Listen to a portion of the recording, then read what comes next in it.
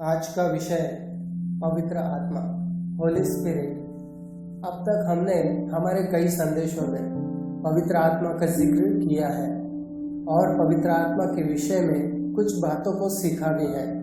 लेकिन कई लोग पवित्र आत्मा के बारे में सोचते हैं कि पवित्र आत्मा कोई शक्ति है और इस प्रकार कई सारी बातें पवित्र आत्मा के विषय में लोग सोचते हैं। लेकिन बाइबल पवित्र आत्मा के विषय में क्या कहती है? क्या सच में पवित्र आत्मा कोई शक्ति है? कुछ लोग तो पवित्र आत्मा के व्यक्तित्व को ही नहीं मानते। बाइबल हमें बताती है कि पवित्र आत्मा एक व्यक्ति है। पवित्र आत्मा का व्यक्तित्व ऐसा है कि जिसमें बुद्धि है, भावनाएं हैं और इच्छा भी है। अगर पवित्र आत्मा के बारे में सरल भाषा में कहा जाए तो पवित्र आत्मा परमेश्वर है।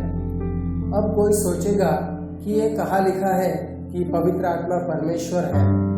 आइए पढ़ते हैं प्रेरितों के काम अध्याय 5 का वचन 3 और 4। लिखा है, परंतु पतरस ने कहा, हे हनन्याह, शैतान ने तेरे मन में यह बात क्यों डाली है कि तू पवित्र आत्मा से झूठ बोले और भूमि के दाम में से कुछ रख छोड़े। फिर आगे वचन 4 में लिखा है, जब तक वह तेरे पास रही क्या तेरी ना थी, और जब बिक गई तो उसकी कीमत क्या तेरे वश में ना थी? तूने यह बात अपने मन में क्यों सोची? तूने मनुष्यों से नहीं परंतु परमेश्वर से झूठ बोला है। यहाँ पर हम देखते हैं कि पतरस पवित्र आत्मा को परमेश्वर कह रहा है। यह सब तब हुआ जब सारे विश्वासी एक सामूहिक जीवन जी रहे थे। मतलब किसी की भी संपत्ति या भूमि या कुछ भी हो, वो उसे अपना नहीं समझता था और जैसे जिसकी आवश्यकता होती थी भूमि को बेचकर उनमें बांट दिया जाता था। उन दिनों में यीशु मसीह के जी उठने का प्रचार जोरों से चल रहा था, तो कलीसिया में हर कोई एक दूसरे की मदद कर रहा था। उस वक्त हनन्याह और सफीरा जो पति पत्नी थे, उन्होंने अपनी भूमि बेची पर उसमें से कुछ अपने पास रख लिया था। तब पतरस ने जान लिया कि वे झूठ बोल रहे हैं और तब पतरस उनसे कहता है कि तुमने पवित्र आत्मा से मतलब परमेश्वर से झूठ बोला है। इससे पता चलता है कि पवित्र आत्मा से झूठ बोलना मतलब परमेश्वर से झूठ बोलना है। देखिए, एक मनुष्य के अंदर की बातें कौन जान सकता है? मनुष्य के अंदर की आत्मा, मतलब हमारे अंदर जो आत्मा है वो हमें जानता है। लेकिन क्या कोई एक मनुष्य दूसरे मनुष्य को पूरी तरह से जान सकता है? नहीं, ऐसा नहीं हो सकता।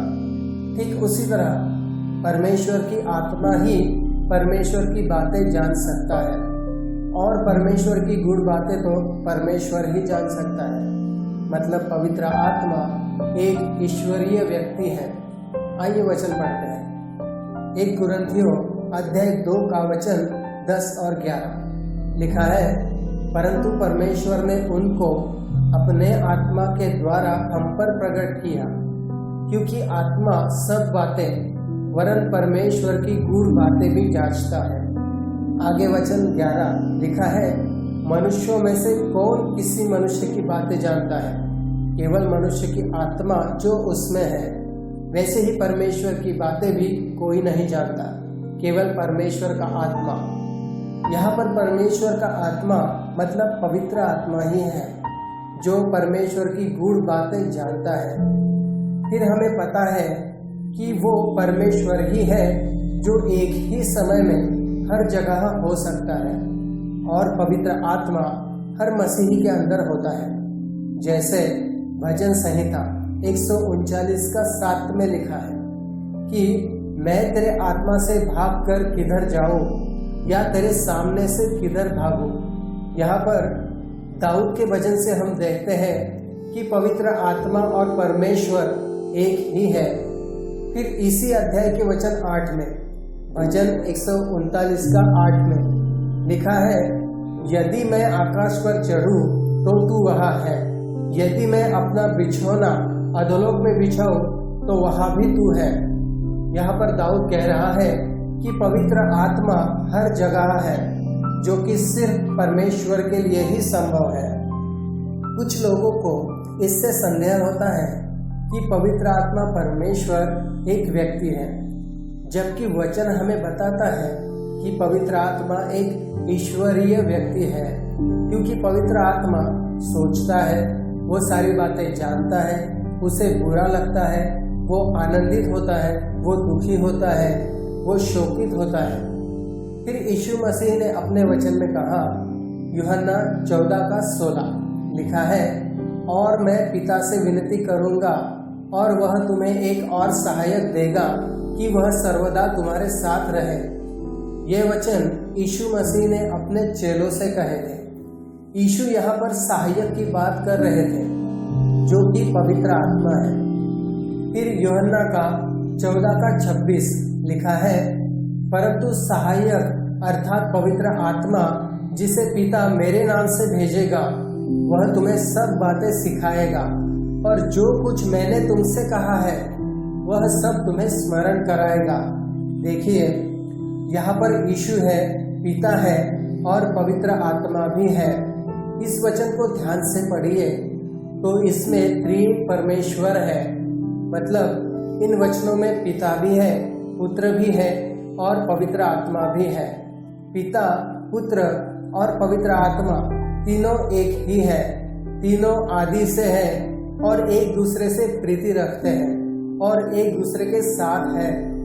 जैसे एक मनुष्य का शरीर, प्राण और आत्मा है, जिसे एक व्यक्तित्व बनता है और वो मनुष्य एक व्यक्ति कहलाता है।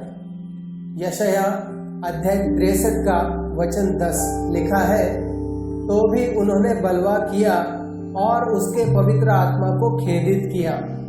इस कारण वह पलटकर उनका शत्रु हो गया और स्वयं उनसे लड़ने लगा। देखिए, यहाँ पर पवित्र आत्मा खेदित होने का वर्णन किया गया है और जिन्होंने पवित्र आत्मा को खेदित किया, परमेश्वर उनके विरोध में होकर लड़ने लगा।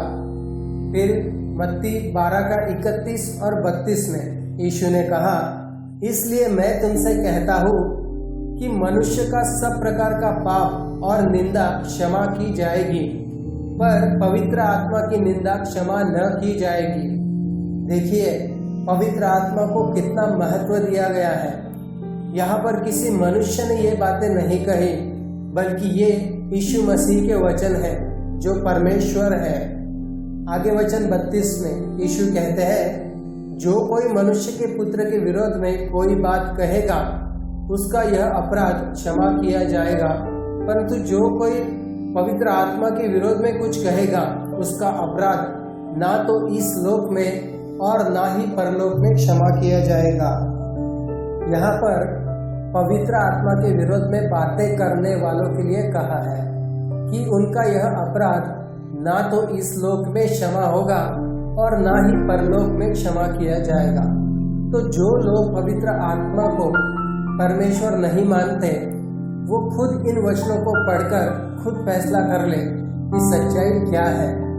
देखिए, पुराने नियम से लेकर नए नियम तक बाइबल की पुस्तकों में पवित्र आत्मा का जिक्र है और पवित्र आत्मा के परमेश्वर होने के प्रमाण भी हैं, जिनमें से कुछ वचनों के द्वारा हमने सीखा।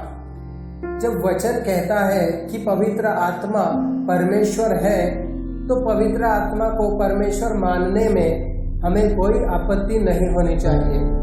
इन वचनों के द्वारा परमेश्वर आपको आशीष दे। आमीन।